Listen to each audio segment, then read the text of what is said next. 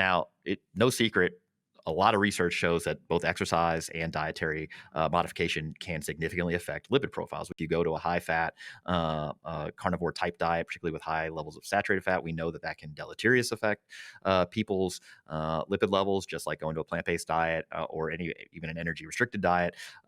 Most of the time will lower the sort of atherogenic load.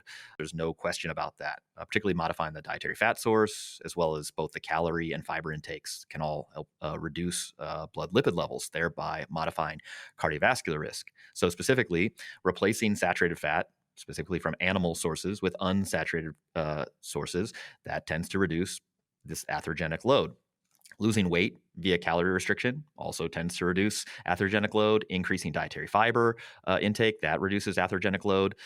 Now, the response of individuals to these dietary manipulations varies greatly, but it tends to be pretty modest on average as far as the amount of reduction in this atherogenic load.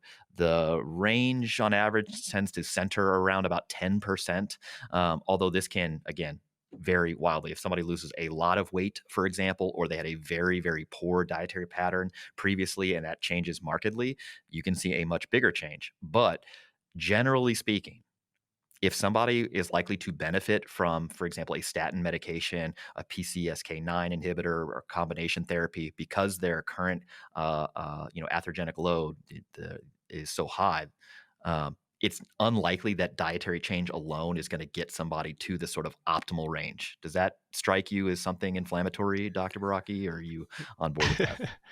I wouldn't say it's inflammatory. I think that this is a scenario where, similar to the dementia conversation earlier, not all high blood lipids are the same. It's that you're kind of seeing a snapshot of the end state, but you don't necessarily know how the person got there.